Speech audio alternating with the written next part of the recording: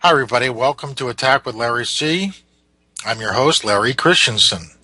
And today we're going to talk about rook placement. Where to put those rooks. Identifying the right square, how to position your rooks correctly. And I think this example from Amsterdam, 1978, gee, that's 33 years ago. A very nice tournament, I might add. Illustrates, I think, a good example of placing your rooks correctly.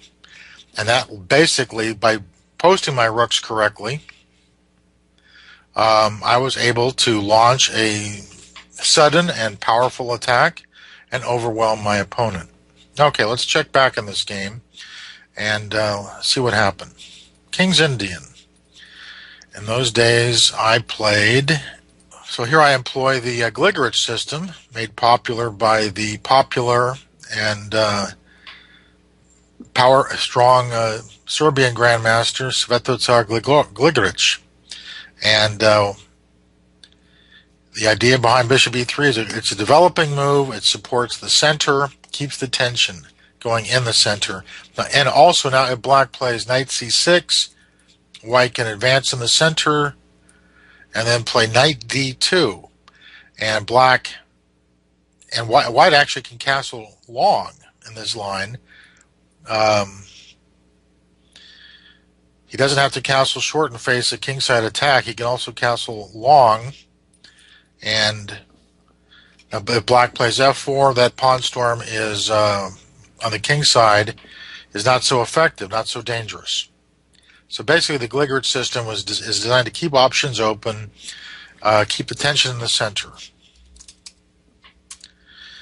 So here, Mr. Rodriguez, my opponent, Senor Rodriguez, Amador, decided to relieve the tension in the center and play e takes d4. He wants counterplay against my e4 pawn. And this line still has its defenders even today. I think nowadays the main lines are knight g4, and then queen e7 is still a possibility, I think, and c6 is also out there. But here, Rodriguez played e takes d4. That was a welcome continuation for me. From my point of view, I like open games and eager to see how he would answer my current domination in the center. Okay, rook e8, f3, c6. Black plans now to free himself, quote unquote, with d6, d5. Now I assemble my forces in the center to meet d5. Now c takes d5 would be incorrect because after c takes d5, now here White's pawn on e4 is under assault. E takes d5, knight takes d5 gives Black excellent play. Knight takes d5, queen takes d5, suddenly Black's threatening rook takes e3. Not easy for White to keep his position together. So there's a right way and wrong way of taking on d5. I did select the right way. E takes d5, cd, and castles. Nowadays, people play knight c6 in this line, keeping the tension in the center. And there's a famous game between Kasparov, New York, 1990, where Kasparov uncorked the sacrifice. Rook takes e3, queen takes e3, queen f8.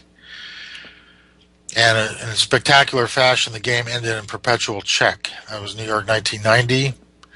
I think that line still remains viable today and is probably what Black should be playing nowadays. I think the line that Rodriguez selects, d takes c4, is not as strong as knight c6. And by the way, after knight c6, White also has an option. He can play rook a d1.